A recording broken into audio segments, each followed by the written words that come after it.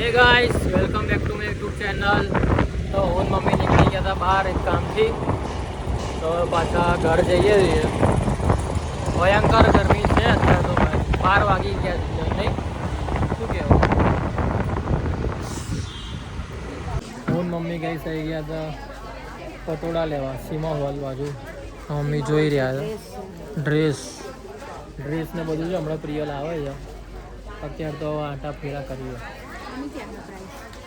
ત્યાં જોડે લઈ લો ભાઈ, આવી જ હજુ તો વાર છે લેવાની એટલે આવવાની વાર છે। ચણિયા ચોળી 8,500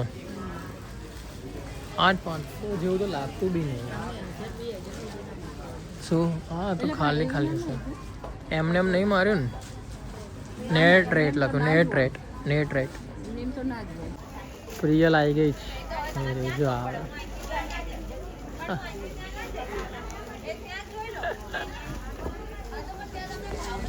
એવું લાગે બિચારી ગરમીની તપી ગઈ છે, બિચારીની ગરદન ગઈ છે। નીચે ટિકિટ જ છે બે। પ્રિયલની ગરદન ગઈ સવારની ઊંઘમાં આવી ગઈ હશે। અરે 3 દિવસથી આવી હે હા તો આ તો ખબર જ નહીં ભાઈ, તારું હું કેમ ખબર રાખીશ। હવે જો ગાઉન નહીં હવે પ્રિયલને જોશે ખરા।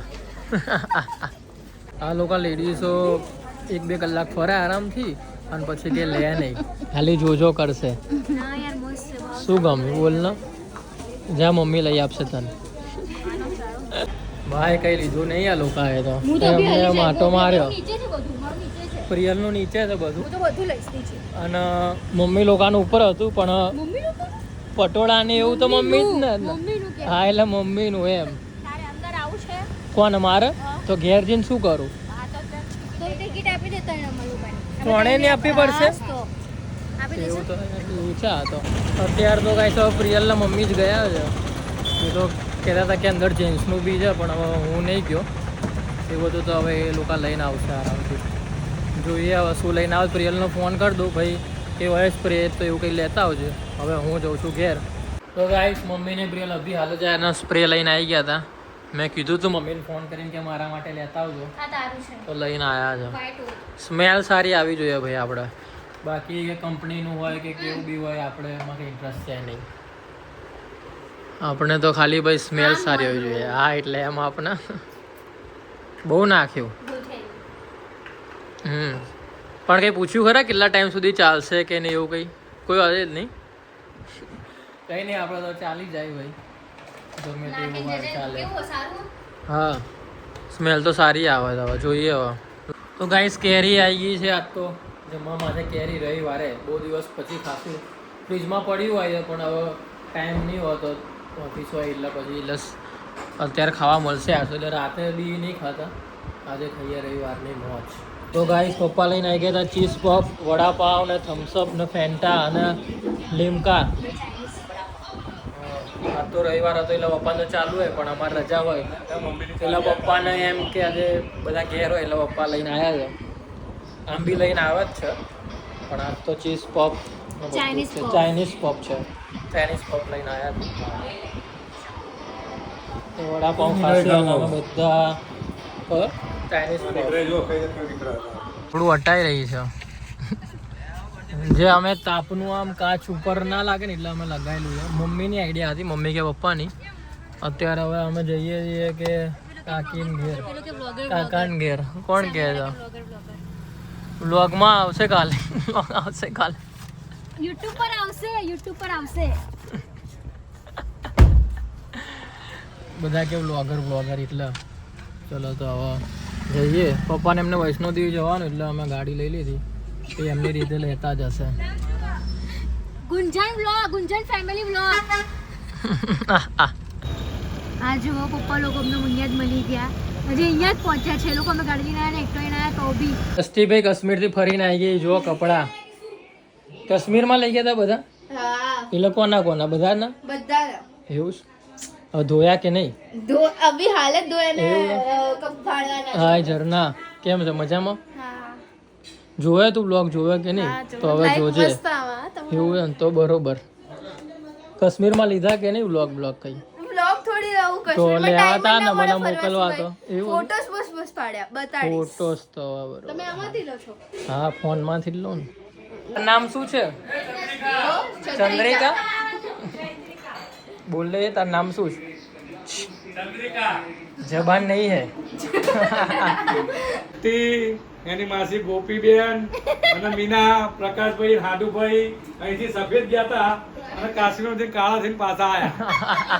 બોલો કાકી એ તો શું પોપટ પાડ્યો. પોપટ પાડીને આયા. મુન્નીની જેમ ઘોડો પડ્યો, મુન્ની ગોપીનો પડતા પડતા રહી ગયો. મુન્નીનો કયો ઘોડો પડ્યો?